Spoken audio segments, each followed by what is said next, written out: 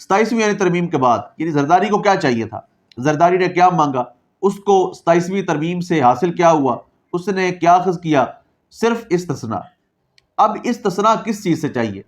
चोरी से, डकैती से, मनी लॉन्ड्रिंग से, कत्ल गारतगरी से, जितने भी इनके जराइम हैं, जितने भी इनके काले करतूत हैं, उनसे बचने के लिए 27वीं आइनी तरमीम के बाद जितने भी सदूर गुजरे हैं, ये जितने भी सदर आएंगे, चाहे वो एक दिन के लिए सदर बना हो, उसको पूरी जिंदगी के लिए इस्तिस्ना होगा।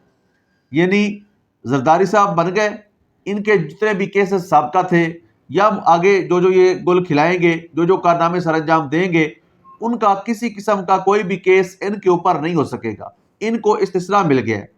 उसके बाद जो और बड़े हैं इनके साथ जो मौजूद हैं, इनके सरपरस्त हैं, आर्मी चीफ हैं, फील्ड मार्शल हैं, फील्ड मार्शल ता याद रहेंगे, उनको वजीर आजम भी नहीं हटा सकता।